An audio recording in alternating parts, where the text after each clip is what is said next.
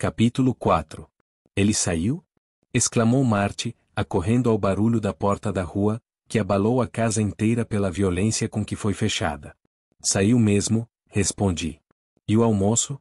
Resmungou a velha criada. Não vai almoçar. E o jantar? Não vai jantar. Como? Disse Marty, unindo as mãos. Minha boa Marty, ele não vai mais comer, nem ninguém nesta casa. Meu tio Lidenbrock vai obrigar-nos a todos nesta casa a jejuar até decifrar aquele pergaminho indecifrável. Jesus! Vamos todos morrer de fome.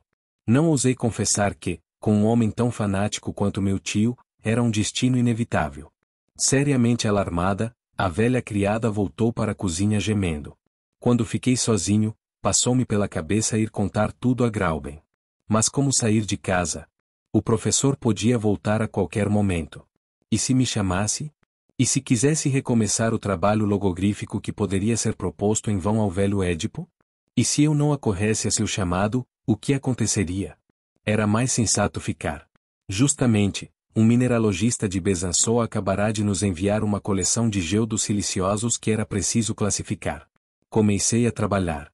Triava, etiquetava e dispunha em sua vitrina todas aquelas pedras ocas dentro das quais se agitavam cristalzinhos. Mas não consegui me envolver naquela ocupação. O caso do velho documento não deixava de preocupar-me de forma estranha. Minha cabeça fervilhava, e eu me sentia vagamente perturbado. Pressentia uma catástrofe iminente. Ao final de uma hora, os geodos estavam arrumados. Fui sentar-me na grande poltrona de Utrecht, braços pendentes e cabeça caída. Acendi meu cachimbo de longo tubo curvo, cujo fornilho esculpido representava uma náiade deitada com descontração. Depois, diverti-me em seguir as evoluções da carbonização que transformava a minha náiade numa negra. De vez em quando, prestava atenção para tentar ouvir algum passo ressoando na escada. Nada. Onde estaria meu tio naquele momento?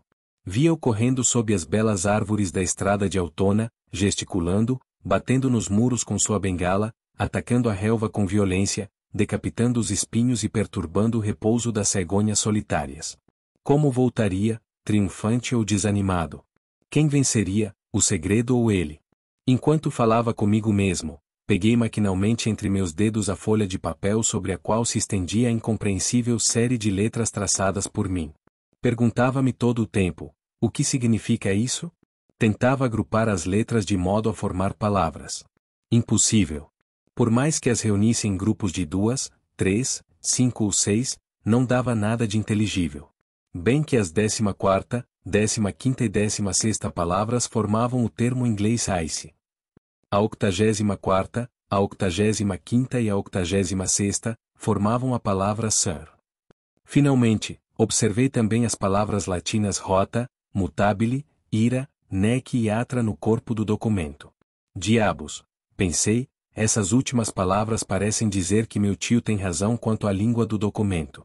E vejo na linha 4 a palavra luco, que pode ser traduzida por bosque sagrado. É verdade que na terceira linha, podemos ler o termo tabiled, completamente hebraico, e, na última, os vocábulos mer, arque, mri, puramente franceses. Era de enlouquecer. 4 idiomas naquela frase absurda. Que relação poderia haver entre as palavras gelo, senhor, cólera, cruel, bosque sagrado, mutante, mãe, arco ou mar? Apenas o primeiro e o último teriam uma certa coerência entre si. Não era nada surpreendente mencionarem num documento escrito na Islândia um mar de gelo. Mas daí a entender o resto do criptograma, era outro caso. Lutava com uma dificuldade insolúvel, meu cérebro fervia, meus olhos piscavam diante da folha de papel. As 132 letras pareciam esvoaçar ao meu redor, como aqueles pontos negros que aparecem no ar quando o sangue sobe muito violentamente à cabeça. Parecia-me estar vivendo uma alucinação. Sufocava, sentia falta de ar. Maquinalmente, abanei-me com a folha de papel, e fiquei olhando sucessivamente sua frente e seu verso. Qual a minha surpresa quando, numa dessas reviravoltas rápidas, no momento em que o verso se voltava para mim, acreditei estar vendo aparecer palavras perfeitamente legíveis, palavras latinas, entre outras, craterem e terrestre. De repente, compreendi tudo. Esses indícios haviam me mostrado o caminho da verdade. Eu descobrira a lei da cifra. Para entender o documento, nem era necessário lê-lo pela folha invertida. Não. Era assim me fora ditado, assim podia ser soletrado normalmente. Todas as combinações engenhosas do professor realizavam-se. Tinha razão quanto à disposição das letras, quanto à língua do documento. Nada era necessário para ler do começo ao fim a frase latina, e o acaso acabará de oferecer-me esse nada. Dá para imaginar como fiquei emocionado. Meus olhos turvaram-se, tornando-se inúteis. Havia disposto a folha de papel sobre a mesa. Bastava olhá-la para tornar-me detentor do segredo. Finalmente consegui acalmar-me. Condenei-me a dar 2 voltas no quarto para tranquilizar meus nervos e fui meter-me novamente na vasta poltrona. Bem, leiamos, exclamei para mim mesmo, após ter abastecido meus pulmões com muito ar. Debrucei-me sobre a mesa, colocava meu dedo sobre cada letra, sem parar, sem hesitar, pronunciei a frase inteira em voz alta. Por que estupefação, por que desvario fui invadido? Sentia-me como que atingido por um raio. O que eu acabará de saber acontecerá? Um homem tivera audácia suficiente para penetrar.